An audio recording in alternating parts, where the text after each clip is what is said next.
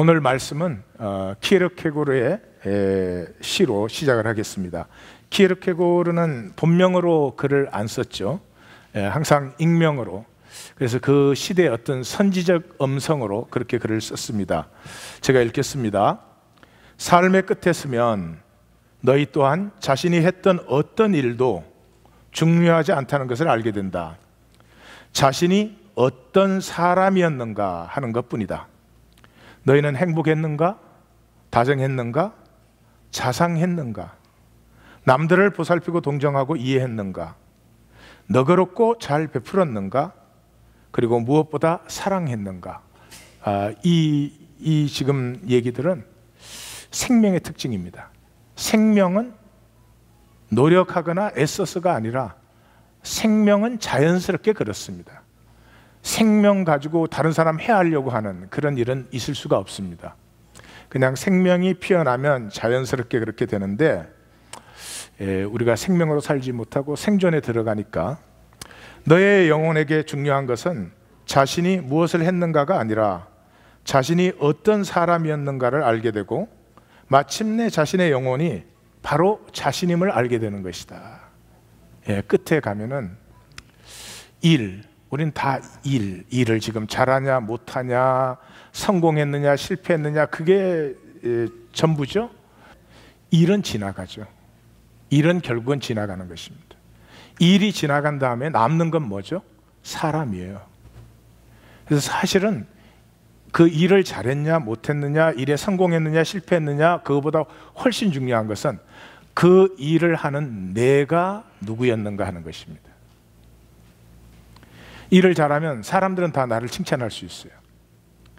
그런데 그 일을 잘하는 그 중심에 있는 나는 깨끗하지 않을 수도 있고 더러운 욕심이 더덕더덕 붙어 있을 수도 있고 그렇죠. 근데 일은 지나가지만 사람은 지나가는 것이 아니죠. 키에르케고르가 잘 표현을 해줬습니다. 우리가 서로를 만날 때는 일을 가지고 봅니다. 그래서 별로 구분이 안 될 수 있습니다.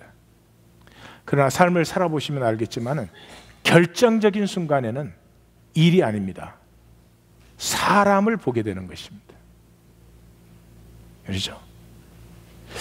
그래서 일을 좀 못해도 그 사람이 신뢰가 가면 그러면 일 좀 잘못된 것은 별 문제가 아니에요.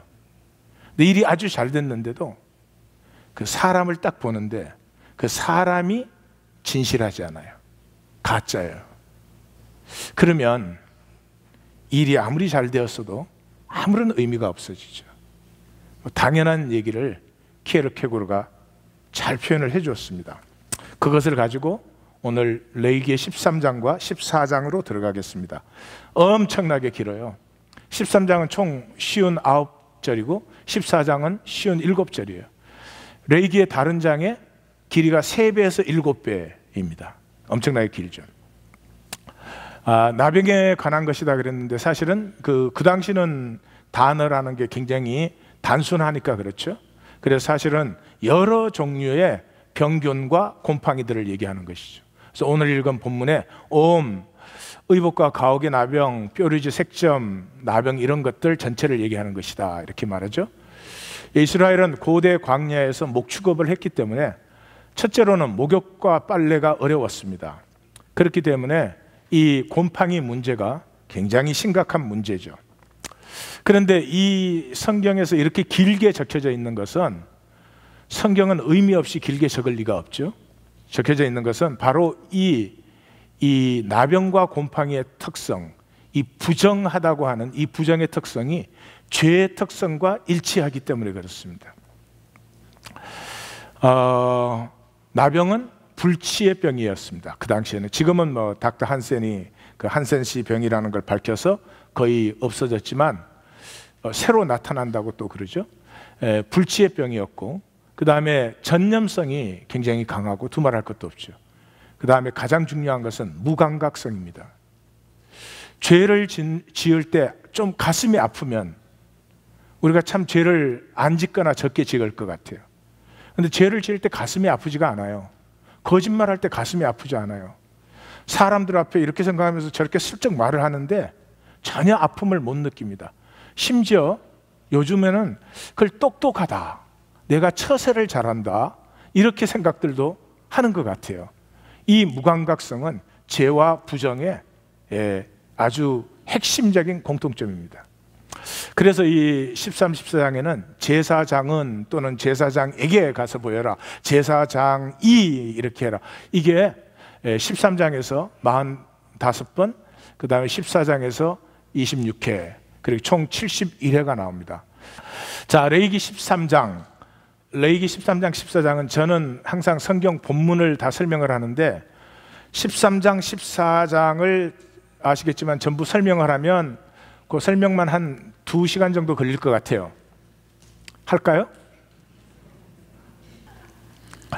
이거 다 설명할 수는 없고요. 간단히 요약만 해드릴게요. 왜냐하면 이렇게 복잡하게 적는 것은 본인이 직접 읽고 적용을 하셔야 됩니다. 왜 그렇게 하는가? 이유는 이제 말씀드리면 아실 거예요. 핵심은 이거예요.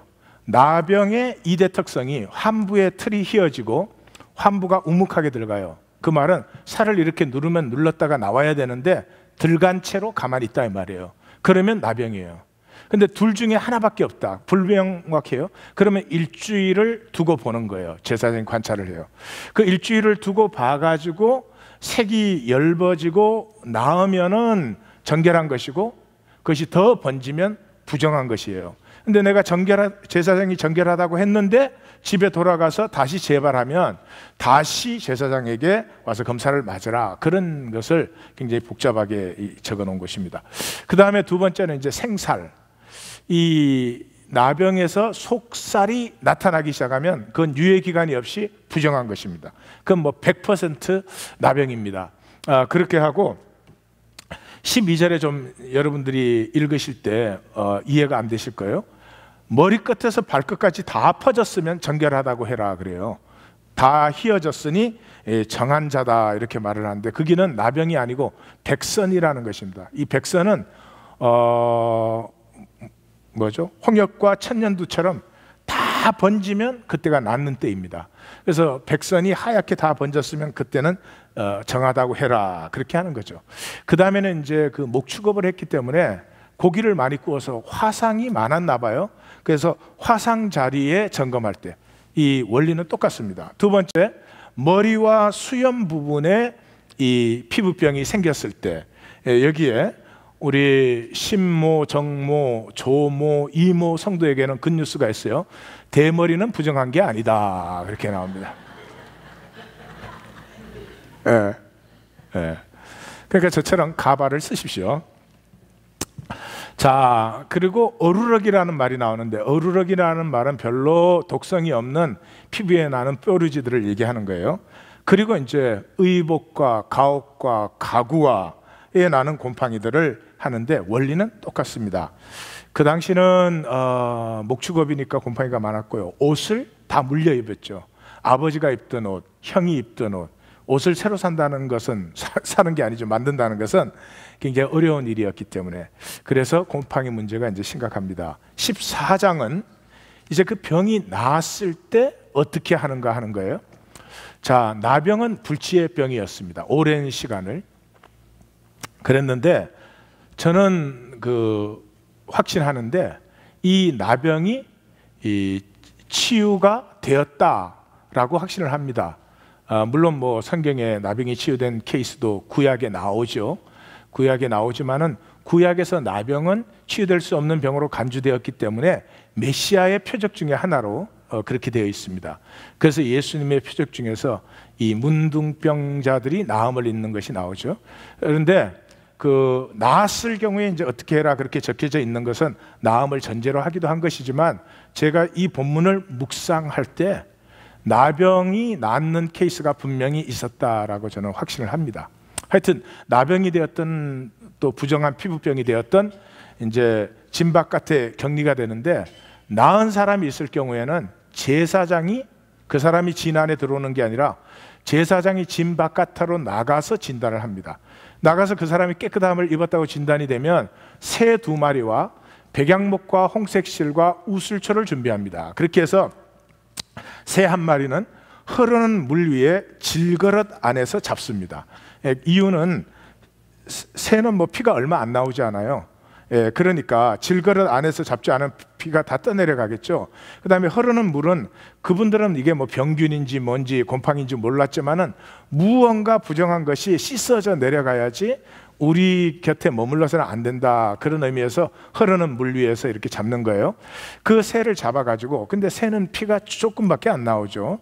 그러니까 우슬초를 물에 찍어서 그거 젖은 우슬초로 새의 피를 적셔서 그 나은 환자에게 7번 뿌립니다. 7번 뿌리고 그 다음에 또 한 마리 홍색 실로 백양목에 묶어두었던 새에게는 그 피를 묻혀가지고 날려보냅니다.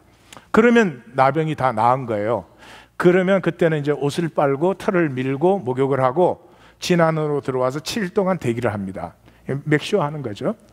그래서 7째 날에 몸의 모든 털을 다 밀고 옷을 빨고 목욕을 합니다. 그리고 이제 8일째가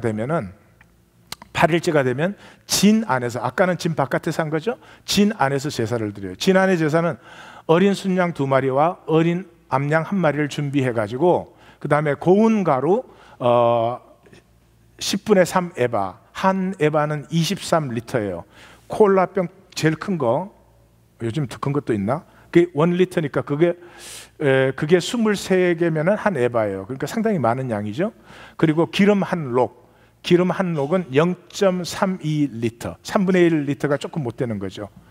그래가지고 처음에 속건제를 드리는 거예요. 어린 수양을 요제로 드려요. 요제는 어떻게 드리는 거죠? 요리조리로 흔드는 게 요제예요. 그래서 그러니까 흔들어서 드리는 이유는 뭘까요? 흔들어서 드리는 이유는 뭘까요? 고기를 끝나고 나서 먹기 위해서. 번제해버리면 태우니까 없어지죠. 요제는 그래서 제사장이 먹는 것이죠. 그리고 그 속건제 제물로 잡은 짐승의 피를 병 나은 사람의 오른쪽 귓부리와 오른쪽 엄지손가락과 오른쪽 엄지발가락에 묻힙니다. 우리 이미 속죄제 할 때 보았죠. 그리고 기름은 제사장의 왼손에 부어가지고 오른손가락으로 그 사람에게 7번을 뿌립니다. 그리고 피 바른 3군데에 기름을 발라주고 남은 기름은 머리에다 붓습니다. 그리고 나서 이제 속죄제와 번제와 소제를 드려요. 무슨 말인지 아시겠어요? 우리 옆에 성도님에게 우리 성경 좀 읽고 삽시다 이렇게. 성경을 읽고 갈등을 하시면 이게 뭔지 팍팍 들어오실 텐데 뭐 우리 일상하고 아무 상관이 없으니 무슨 말인지를 알겠어요. 자, 그런데 여기서 중요한 거는 근데 속건제를 먼저 드려요. 속건제를. 저는 처음에 이상했어요. 속죄제를 먼저 드려야 되는 거 아닌가? 하나님 앞에 먼저 똑바로 대고 그 다음에 사람 아닌가 그랬는데 아니에요. 성경 원칙은 속건제가 먼저예요. 속건제는 언제 드리죠? 속건제는 배상이 들어가는 제사입니다. 그러면 아니 나병 걸린 게 뭐 누구한테 배상을 하는 거예요? 누구한테 배상을 하죠? 속건제를 드리라고 했으니까 제사장에게 배상을 해요. 그러니까 이 말은, 이 말씀을 제대로 묵상해 보시면 이스라엘 백성을 진 바깥으로 추방한 다음에 죽든지 말든지 내버려 두는 것이 아닙니다. 일반 백성은 가까이 가면 부정해지니까 나가서 이 사람들을 돌볼 수 있는 것은 제사장들밖에 없습니다. 그러니까 병이 나을 때까지 누가 돌본 거죠? 제사장 돌보요. 그러니까 여러분들은 피부병 생기면 누구한테 연락을 해야 되죠? 자기한테 연락하세요. 우리가 다 제사장이니까 이제는 나한테 와서 연고 발라달라고. 그러니까 예수님이 산상수훈에서 그랬죠. 예물을 제단에 드리려고 가다가 원망들을 만한 일이 생각나거든 이랬거든요. 원망들은 일을 한 것이 아니고요. 나는 그냥 했음에도 불구하고 어쩌면 그 형제 그 자매는 마음이 좀 안 좋았을 수도 있겠다라고 생각이 들면 뭐 하라고요? 예물 먼저 드리고 가라 그랬어요? 먼저 가서 화목하라고 했어요? 먼저 가라고. 이게 성경이에요. 이런 점에서 성경은 종교가 전혀 아닌 것입니다. 자, 그렇게 해서 하는데 가난한 사람은 어떻게 해요? 양 3마리가 뭐 보통 일입니까? 그래서 가난한 사람이 그렇게 했을 때는 속건제 어린 수장은 반드시 양으로 드리라는 거예요. 나머지 번제, 그 다음에 속죄제는 비둘기로 드려도 된다는 거죠. 이 무슨 말이죠? 속건제는 배상이잖아요. 그러니까 아무리 가난해도 배상할 것은 반드시 배상하라는 거죠. 참 그 성경이 참 읽어보면 재미있어요. 그리고 속죄와 번제제는 이제 능력에 따라 드리는 것이다. 그 다음에 이제 집안에 이 곰팡이가 생겼을 때 원리는 나병 진단하는 것과 똑같은 원리예요. 그러니까 나중에 읽어보시고 반드시 적용이 돼야 됩니다. 뭐가 적용돼야 되느냐? 그건 말씀을 들어보시면 알아요. 그 다음에 이제 그 색점이 재발됐을 경우에 그 집을 진단해가지고 이게 나병 곰팡이다 그러면은 그 돌을 빼내고 흙을 긁어가지고 그 집안의 모든 흙을 다 긁어서 바깥 부정한 곳에 버리는데, 그러고 일주일을 기다렸다가 색점이 없어졌으면 이제 고쳐서 들어가면 되는 것이고, 그런데 색점이 그 곰팡이가 번졌으면 집을 완전히 헐어라, 뭐 이런 것을 얘기하는 거죠. 자, 여기에서 굉장히 중요한 것을 우리가 만나게 됩니다. 첫 번째, 인간은 상징의 존재입니다. 인간은 무슨 존재라고요? 상징의 존재예요. 상징의. 그 왜 인간은 상징의 존재인가? 현실뿐이면, 현실이 전부면 상징이 필요 없죠. 현실은 이렇다 저렇다 하면 되니까. 그런데 현실이 다 표현 못하는 실제가 있어요. 여러분은 이하권이라고 하는 사람의 어떤 외모와 기능을 보고 있지 제 실제를 모르시죠. 모르니까 또 설교를 듣고 있겠지. 알면 듣고 있을 리가 없죠. 그 제 실제를 그래도 잘 아시는 분이 이 중에 한 분 계세요. 누구죠? 예, 궁정한 성도예요.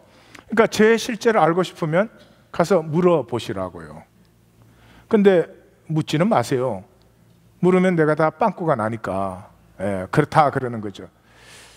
우리는 어떤 현실을 봐도 그런 현실이 나타나는 그 깊이, 그 현실이 지향하는 바 높이, 이런 것은 보지 못해요. 그래서 그 현실을 넘어선 실제는 상징적으로 표현할 수밖에 없어요. 근데 이 생명에는 이 상징이 실제, 현실보다 훨씬 더 중요합니다. 이번 그 15기 부부 세미나 했을 때 그 한 부부가 그러더라고요. 자기가 결혼할 때 프로포즈를 못 받았어. 이제 아내들한테 소원을 말하라 그러니까 남편이 자기한테 프로포즈를 했으면 좋겠다. 그래서 이제 프로포즈를 했어요. 그 프로포즈도 안 하고 결혼하는 극악무도한 죄인이 있더라고요. 프로포즈 하면 뭐 달라지는 거 있어요? 근데 그게 왜 중요하죠? 우리 삶의 모든 것이에요. 여러분, 대통령 될 때 어떻게 해요? 성경 위에 손 얹고 선서식 하죠. 자, 선서식 하기 전의 사람과 선서식 한 후의 사람은 다른 사람이에요? 같은 사람이에요? 같은 사람이에요. 오바마가 선서했다고 육바마 되는 게 아니에요. 예. 예. 저는 제가 안수 받을 때 안수 받으면 2학번이가 3학번이 되는 줄 알았어요. 굉장히 기대를 했는데 2학번이가 그대로 있더라고요. 그래서 슬퍼서 많이 울었어요, 그때. 근데 하나도 안 달라져요. 근데 상징이에요.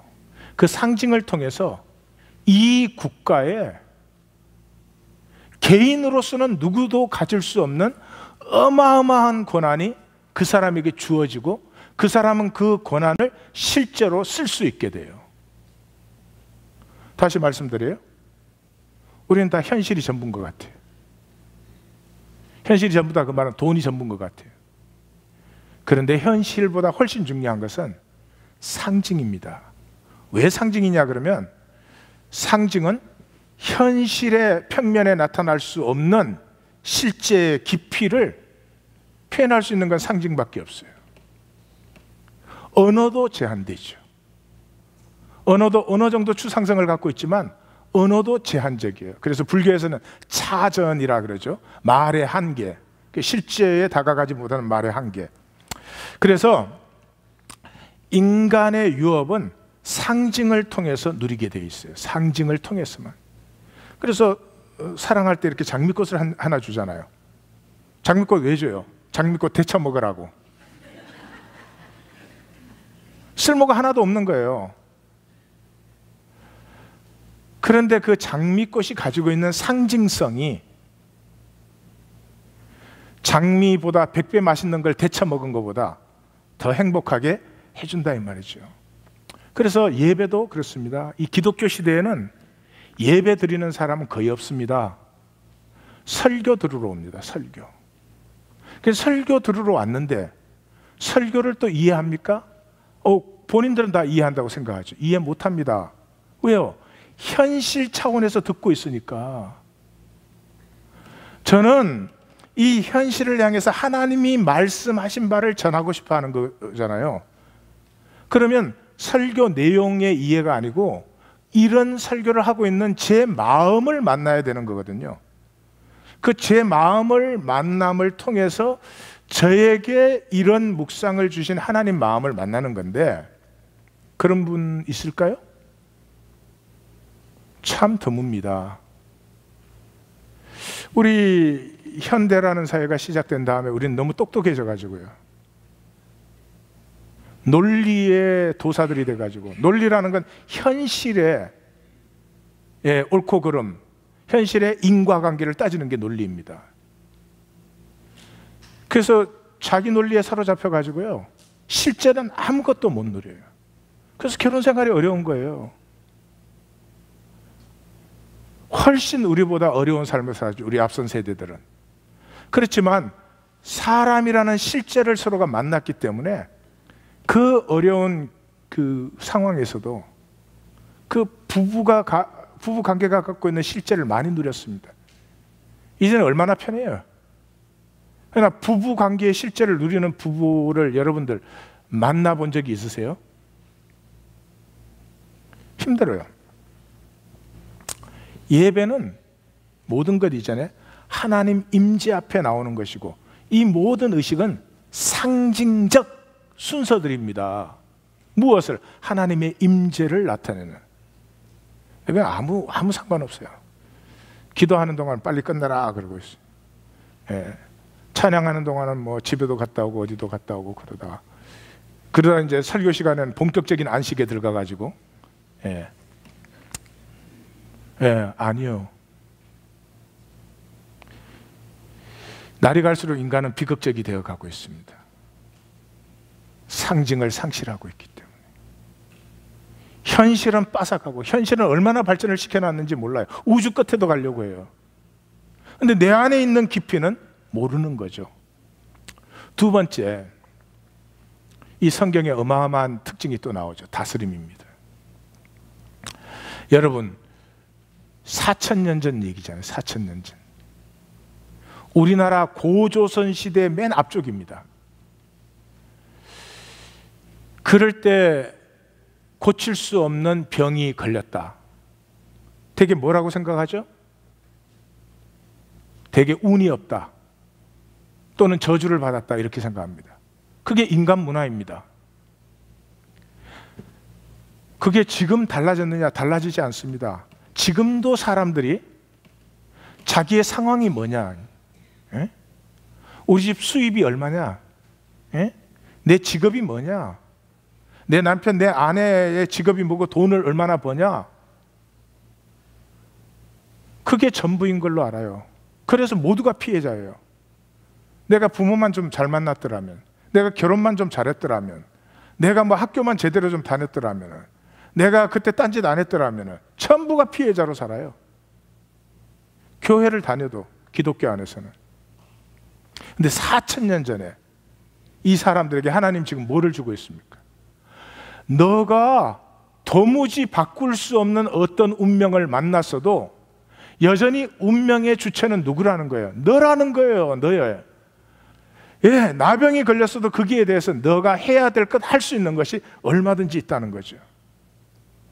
어리석게 보입니까?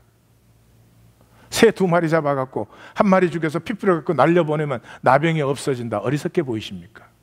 절대로 어리석지 않습니다. 왜 그렇게 할 수 있었죠? 그 당시 사람들은 실제에 참여할 수가 있었습니다. 제사 드릴 때 하나님이 뭐 이런 걸 시키지? 이게 무슨 죄를 사해? 그러지 않았습니다. 하나님이 시키신 것이니까 그 자체가 분명히 죄사함에 병고침의 길로 그냥 믿었어요. 저는 어릴 때 그 배앓이를 많이 했습니다. 장이 약해가지고 그 참 거의 매일 아침에 배가 좀 싸르르 했던 것 같아요. 지금 생각하면은 정말 싸르르 했는지 엄마가 이렇게 만져주는 게 좋아서 싸르르 했는지 그것도 좀 분명치는 않은데, 배가 싸르르 하면 우리 엄마가 그래요. 이렇게 만져주면서 엄마 손이 약손이다, 엄마 손이 약손이다 이렇게 문질러줘요. 그러면은 뭐 100번이면 100번 깨끗해져요. 여러분, 배 아플 때 손대고 문지르면 낫습니까? 낫습니까? 낫습니다. 우리는 그거를 잃어버린 지 오래됐어요. 엄마가 이렇게 문지를 때요, 그냥 피부가 닿는 게 아닙니다. 이 아들의 배 아픈 게 좀 깨끗이 나았으면 하는 엄마의 마음과, 엄마가 만져주면 항상 괜찮아지더라 하는 저의 믿음과, 엄마의 삶과 나의 삶이 거기에서 인카운터, 조우하고 있는 것입니다.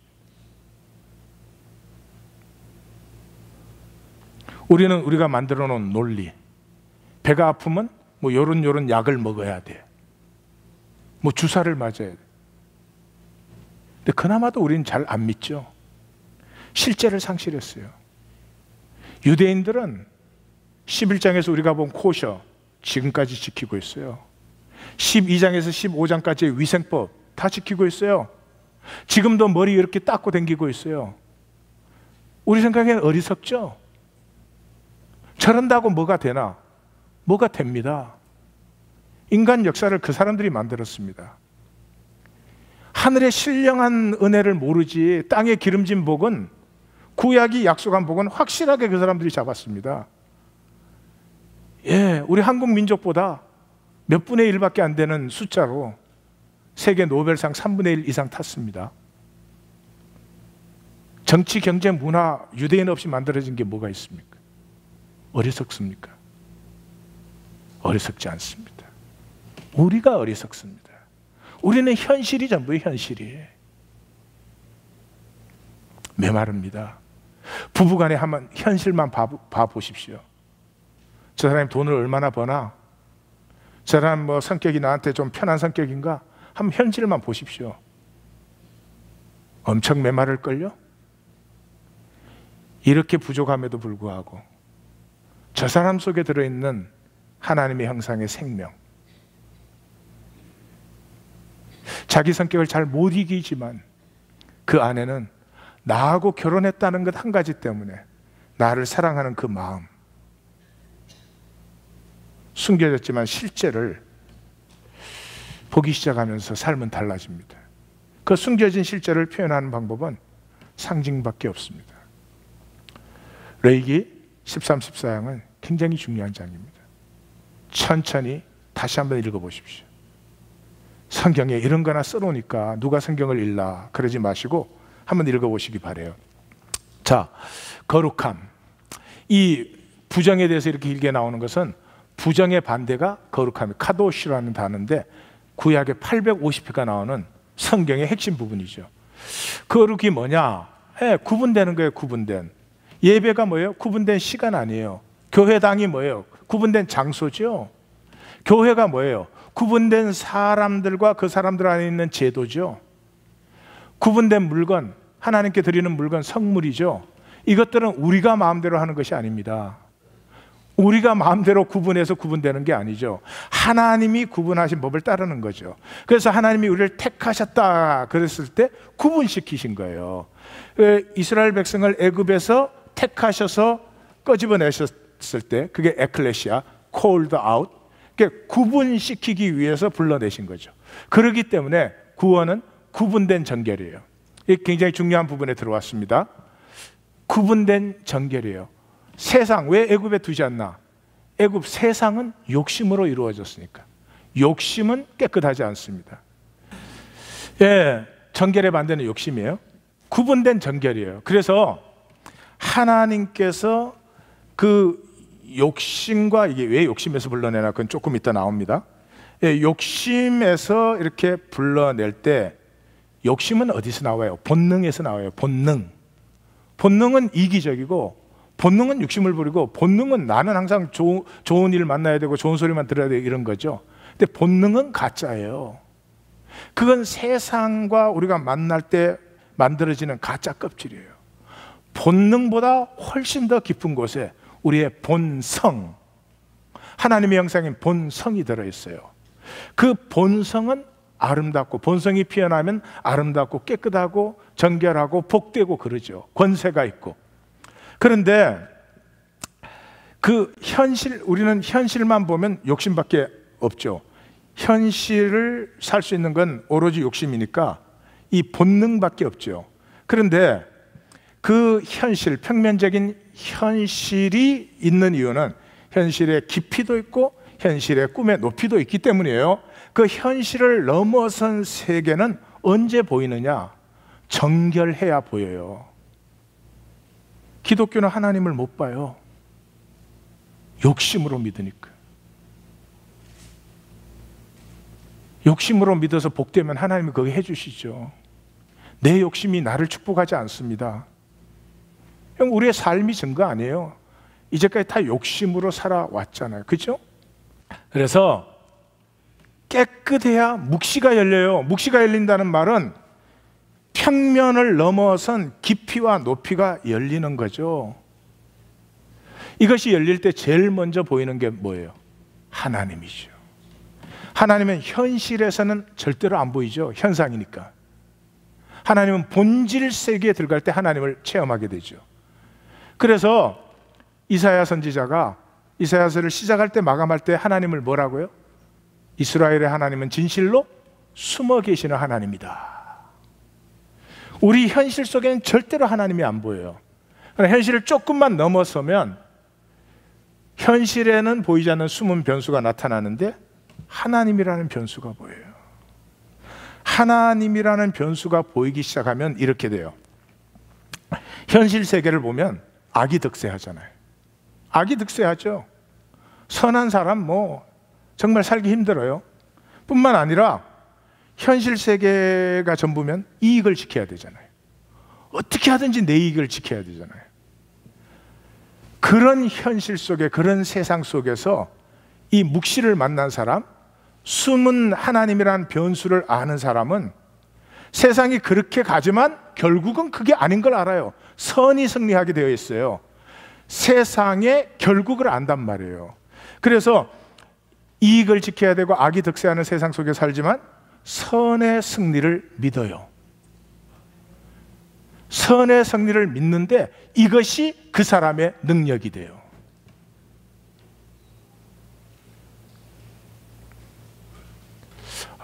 만나셨기를 정말 간절히 축원합니다.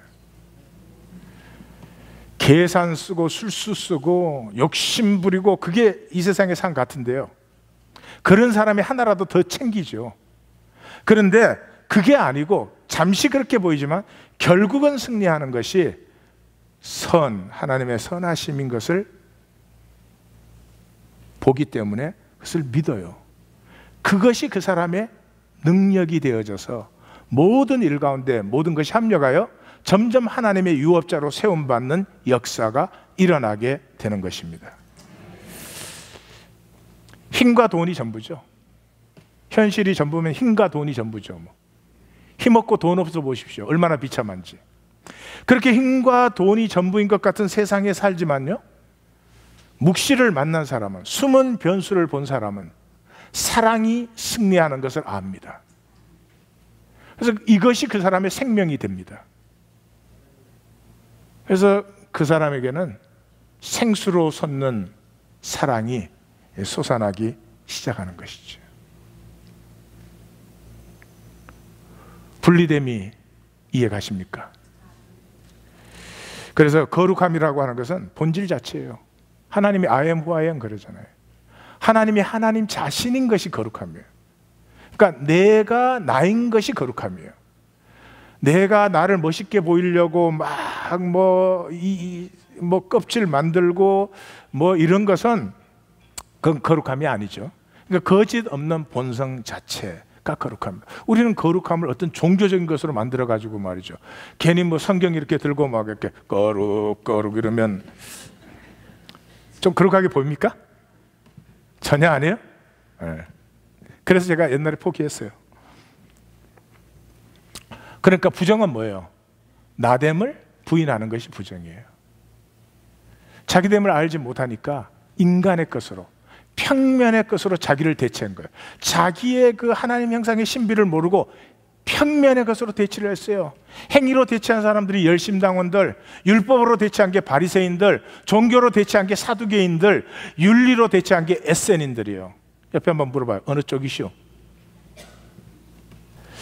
자, 거룩함은 내가 무엇을 했느냐, 어떻게 했느냐, 옳으냐, 그러냐, 그런 문제가 아닙니다. 내가 하나님 앞에 나냐? 하나님 앞에서 거짓말 할 사람 있어요? 하나님 앞에서 척할 사람 있어요? 없죠. 하나님 안에 나, 하나님 임재 안에 나죠. 그래서 거룩함의 목적은 나됨이 피어나는 것이. 자, 첫 번째 포인트는 뭐였죠? 인간은 상징적 존재이다. 현실보다 상징이 훨씬 더 중요하다. 그 꼭 만나기를 바라고요. 두 번째가 이것이에요. 자, 나됨이 피어난다는 것은 이미 나됨이 아닌 거짓을 전제하고 있는 거죠.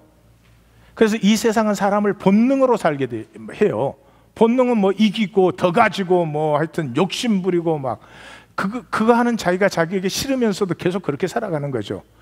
그 본능에서 본성의 삶으로 옮겨가는 것이 거룩함이에요.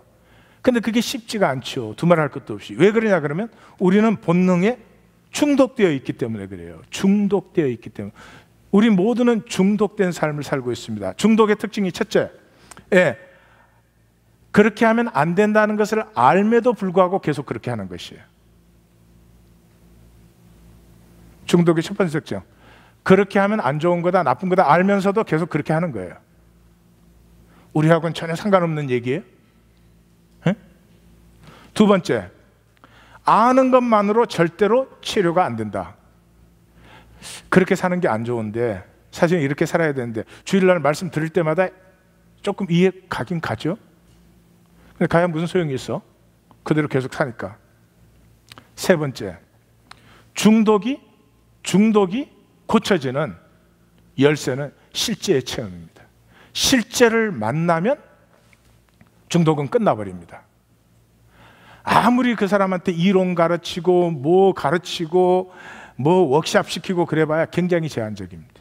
근데 실제를 만나면 그냥 딱 끊어져 버립니다. 그 담배에다가 미국에서 이렇게 경고문 넣기 시작하고 이게 사진 넣기 시작하고 이제 그런 법이 통과됐잖아요. 그게 이제 그 케이스가 있었습니다. 케이스가 있었는데 이분이 담배 중독자예요. 그 담배 끊으려면 뭐하러 사냐 그런 분이에요. 그리고 이제 옆에서 다 담배 피우면 암 걸린다 어쩐다 이제 그러면 그런 스타일 사람 있죠. Do you know the ancient Egyptian? 너 고대 애굽인들 알아? 그 사람들은 담배 한 사람도 안 피웠는데 다 죽었어. 뭐 그때는 담배 없었거든요. 그따위로 말하는 사람들 있죠. 근데 그 친구가 외과 의사예요. 설전이에요. 근데 친한데 이 친구가 다른 거 다 좋은데 담배가 문제지. 근데 그 설전이 갑자기 그런 생각이 들었어요. 그 한번 폐암 환자를 수술하는데 그 친구를 초청했어요. 꼭 와서 보라고. 그래서 수술실 바깥에 창문을 통해서 내가 이 환자의 그 가슴을 절개해서 여는데 그때 그 허파가 폐가 어떻게 되었는지 꼭 봐라 그랬어요. 이분이 가서 가슴을 쫙 열고 톱으로 쪼개고 쫙 열어서 그 폐암 말기의 그 폐를 봤어요. 완전히 썩어 문드러지고 고름덩어리에, 이 세상에 그런 장면을 자기는 본 적이 없어요. 담배를 피우는 동안 폐는 그렇게 되는데 자기는 안 보이니까 그러는 거지. 그 폐를 딱 보는 순간 그 사람이 더 이상 담배를 피울 수 없었어요. 담배를 끊는 게 아니고요, 담배를 더 이상 피울 수가 없게 되어버렸어요. 이 케이스 때문에 그 담배에다가 뭐 사진 넣고 뭐 경고문 쓰고 그 법이 통과가 된 거예요. 실제를 만나야 돼요. 제 설교 억만 번 들어도 현실에 중독된 삶, 돈이 전부인 삶. 한번 생각해 보세요. 돈이 전부인 아내 같이 살고 싶어요? 돈이 전부인 남편 어떻게 살아? 근데 우리 다 그렇잖아요. 다 그래. 아이들 공부 열심히 시켜서 좋은 학교 보내는 것도 좋은 학교 가야 돈 더 잘 버니까 그런 거 아니겠어요? 겉으로는 척하지만 현실이 전부면 그거 이상은 없지요. 그 현실 그대로 가지고 종교라는 껍질을 입혀야 더 웃기는 거죠. 더 웃기는 거죠. 이 본능에 중독된 삶이 하나님이란 실제를 만날 때 비로소 그 본능이 만든 중독의 껍질이 깨어지고 내 안에 겨자씨보다 작은 하나님 형상의 생명이 피어나기 시작하죠. 크레이크 힐이라고 하는 분은 기독교 심리학자입니다. 중독의 대가예요. 이 중독을 가장 잘 치유하기 때문에 뭐 종교에 상관없이 전부 이분은 뭐 미국 전 세계에서 이 중독 치유의 대가예요. 반데이지 브로큰이라고 한 책을 썼어요. 그 책에 중독의 4가지 거짓말이 나와요. 한번 잘 들어보세요. 제일 첫 번째 거짓말이 중독된 사람 믿는다고 되는 게 아니야. 예, 여기 기독교인들 만나보시오. 야, 믿는다고 밥 먹여주냐? 그런 사람들 수두룩합니다. 두 번째, 중독 습관이 필요를 채워준다고 믿습니다. 현실뿐이니까. 그럼 현실에서는 내가 그게 중독됐으면 그것만 있으면 나는 행복해진다. 그러니까 돈만 있으면 아무 문제 없어질 것이라고 생각하는 사람들이 수두룩합니다. 교회 안에 더 많은 것 같아요. 교회 바깥보다. 기독교 시대는 돈을 위해서 교회를 나오거든요. 세 번째, 중독 습관, 세 번째 거짓말. 중독 습관은 원하면 언제든지 중단할 수 있다. 모두가 이래요. 내가 언젠가는 하나님에게 헌신할 거라고. 언젠가는. 새빨간 거짓말이에요. 오늘 안 하면 내일 하는 건 그만큼 더 힘들어집니다. 모레는 그만큼 더 힘들어집니다. 절대로 내가 원한다고 할 수 없습니다. 그 다음에 제일 마지막 결정적인 거짓말이 뭔 줄 아세요? 중독된 사람은 건강하게 사는 게 불가능하게 보여요. 사람이 어떻게 그렇게 사냐고요. 아니, 허다한 증인들이 있잖아요. 당장 우리 사회만 돌아봐도 숫자는 적지만 테레사 수녀님부터 시작해서 아니, 없어요? 없으면 이거 어디서 나왔어요? 이게 무슨 얘기입니까? 하나님의 임재를 산 사람들의 고백 아닙니까? 우리 성경은 다른 종교의 경경처럼 무슨 깨달음이나 꼭 알아야 될 교훈 적어 놓은 게 아니잖아요. 하나님과 우리의 삶이 얽혀진 얘기 아니에요. 그렇지만 중독된 사람은 절대로 믿지 않습니다. 사람이 어떻게 돈 없이 사냐? 돈 없이 산 사람들이 역사에서는 역설적이지만 훨씬 더 훌륭한 삶을 살았습니다. 돈으로 살아야 되는 게 저주지요. 돈이 있고 없고가 생명에 무슨 상관이 있어요? 우리 하나님 성도님들은 반드시 현실의 거짓과 한계를 넘어서 보이지 않지만 생명의 실제를 사는 성도님들이 되실 것입니다. 자, 이게 이제 설명을 조금 해야 되겠죠? 왜냐하면 우리는 다 중독 상태이기 때문에 진짜 변한다는 건 어려운 일이야. 그건 목사나 되면 그렇게 하려나? 근데 이학권 성도를 보니까 목사 돼도 안 되는가 봐. 이렇게 생각들을 하시니까. 어네스트 호킹이라고 하시는 분은 하버드 대학의 철학 교수입니다. 철학 교수인데 인간 개조라는 책을 쓰셨는데 이 뇌가 해백질로 돼 있대요. 우리 한글로 표현하면 뇌가 해백질이라는 걸로 돼 있는데, 인간에게서 제일 변화하기 쉬운 게 뇌의 해백질이래요. 예. 상대방의 뇌를 툭툭 치면서 이건 금방 변하는 거래 좀 해주세요. 그리고 나는 이분을 좋아하는 게요, 이분이 복잡한 논리로 증명을 안 했어요. 그 증명을 이렇게 했습니다. 히틀러를 봐라. 히틀러가 그 똑똑한 독일 국민을 불과 2, 3년 사이에 완전히 바꿔버렸습니다. 스탈린을 봐라라는 거예요. 그 러시아의 혁명의 젊은 피가 끓어오르는 것을 단 1년도 안 되는 사이에 완전히 스탈린주의자들로 바꿔버렸습니다. 북한이 저런 이유가 뭐예요? 해백질. 해백질. 우린 사람이 절대로 안 변한다고 믿어요. 천만의 말씀입니다. 이 세상에서 가장 변하기 쉬운 것이 사람입니다. 왜냐하면 사람은 내가 변하면 사람이 변하는 거예요. 어네스트 호킹이 한 건 아니고 뇌를 연구하는 분들이 또 한 건데, 이것도 굿뉴스예요. 뇌는요, 목표가 생기면 굉장히 강력해지기 시작합니다. 근데 이 뇌의 특징은 그게 현실에서 이거냐 저거냐는 아무 상관이 없어요. 뇌에 신호만 주어지면. 그래서 아무것도 아닌 게임. 지난번에 성가대 그 야유회 갔어요. 그래서 게임을 하는데 상품이 저 페이퍼 타월 하나야. 근데 이 게임 하는데 누구라고 내 말은 안 하겠어. 그거 타겠다고 내 얼굴을 이 손으로 밀고 막 뛰어나가더라고요. 그 왜 그래요? 내가 이렇게 목표가 주어지면은 내는 집중되고 몰입되기 시작해요. 어려운 목표일수록 좀 오래 걸리죠. 그래서 우리가 한번 내 인생을 이렇게 세상의 현상의 종으로 살다가 끝까지 내가 나 자신에 대해서 한 번도 떳떳하게 생각 못 해보고 내가 내 자신의 기쁨을 누려보지 못하고 이렇게 가서야 되겠냐? 뭐 그렇게 살아가지고 뭐 온 세상에 돈이라도 다 끌고 모아서 마음대로 다 한다면 그럴 수도 있겠지만 그것도 아닌데 이렇게 종노릇 하겠느냐? 내가 정말 하나님에게 붙들림 받으리라 목표가 세워지면 그 다음은 쉬워요. 근데 절대로 그렇게 안 세웁니다. 목표를 어떻게 세우죠? 돈 먼저 주시면. 아닙니까? 아닙니까? 좀 내 삶 좀 편안하게 해주시면, 내가 원하는 거 다 채워주면 그때 헌신하겠습니다. 아닙니까? It never worked that way.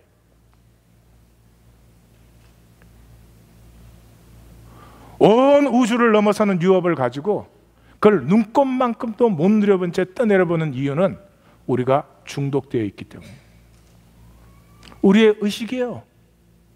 육체라는 현실이 아니고 보이지 않는 우리의 의식이에요. 의식의 주권이라는 거 제가 뭐 하여튼 양자역학까지 보여주면서 계속 설명한 거지만 요즘은 자료가 쏟아져요. 여러분 아마 다 들으셨을 거예요. 요즘은 뭐 식품 뭐 관심이 많으니까. 존 조에트라고 하는 분이시죠. 그 중심 이제 연구 대상이 유대인들이죠. 유대인들 식기도는 우리의 식기도와 다릅니다. 정말 그 실제적인 감사를 드리죠. 그러한 감사를 가지고 식사하는 사람들을 조사를 했더니 3가지의 특이한 물질이 발견되었습니다. 이렇게 화학적으로 딱 구분이 안 되는 3가지. 근데 하나는 백신 종류고요, 하나는 엔타이탁신 그런 종류고, 하나는 엔티셉틱 종류라고 그렇게 되어 있어요. 근데 이 박신은 모든 질병을, 박신이라는 건 그 해당 병을 예방하는 거잖아요. 근데 그때 나오는 것은 모든 질병을 예방하는 능력을 가지고 있어요. 그 다음에 엔티톡신은 질병을 억제할 뿐만 아니라 병균이 침입하는 걸 억제해주고 몸 안에 병균이 있는 경우에는 살균을 해줘요. 이때 나오는 엔티탁신은. 그 다음에 엔티셉틴은 방부제 구실을 하는 것은 저는 처음 알았어요. 위장 안에 들어가서도 이게 다 썩어야 되잖아, 음식이. 근데 썩는 것도 아무렇게나 썩는 게 아니고 이상 발효가 되면은 건강을 해치는 것입니다. 그런데 이상 발효와 부패를 방지해주고 흡수를 도움을 주는. 저는 오랫동안 생각했어요. 바깥에서 뭘 집어넣느냐가 건강에 별로 그렇게 큰 문제 아니다. 왜냐 그러면 저는 장기 금식을 많이 했잖아요. 장기 금식할 때는 흙탕물을 마셔도 전혀 탈이 나지 않습니다. 몸 전체의 의식이 비상체제에 들어가 있기 때문에 흙탕물을 마셔도 몸이 상하지 않습니다. 그래서 금식을 하다가 감기가 걸렸다 그러면 즉시 중단을 해야 되는 것입니다. 그건 굉장한 이상입니다. 바깥에서 뭘 집어넣냐가 정말 사람을 결정해요? 예수님이 말씀하셨잖아요. 아니에요. 사람 안에 뭐가 있느냐가 훨씬 더 중요해요. 그래서 유명한 실험 있죠. 복숭아 알러지.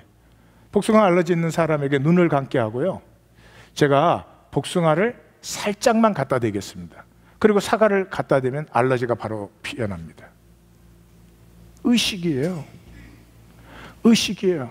근데 그 의식은 우리가 본능에 중독이 돼서 살고 싶지만 이학권 성도님 우리는 그렇게 안 돼요.